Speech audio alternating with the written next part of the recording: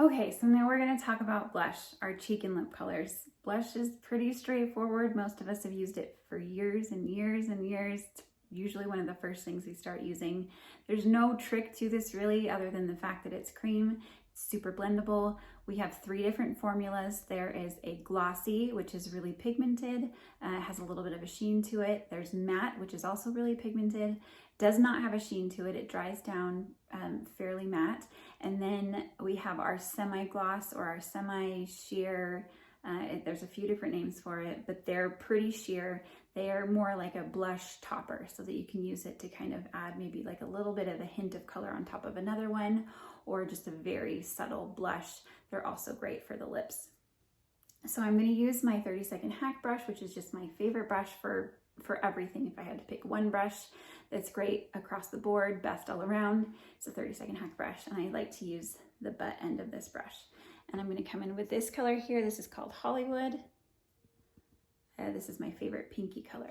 So I'm going to apply this on the apples of my cheeks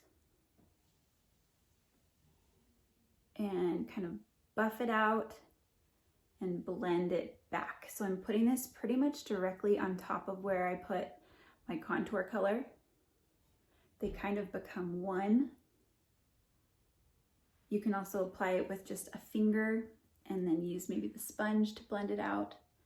The B squared brush is also incredible at blush. I don't have it right here, but it's perfectly tapered to kind of blend as you apply. So there's less of this kind of stippling. Hollywood is a darling, peachy, corally, pinky color with a little bit of a shimmer. Picking up my sponge just to make sure it's all blended well together.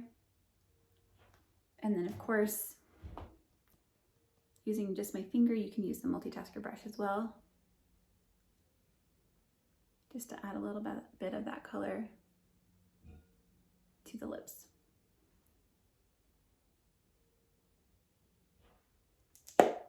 There you go.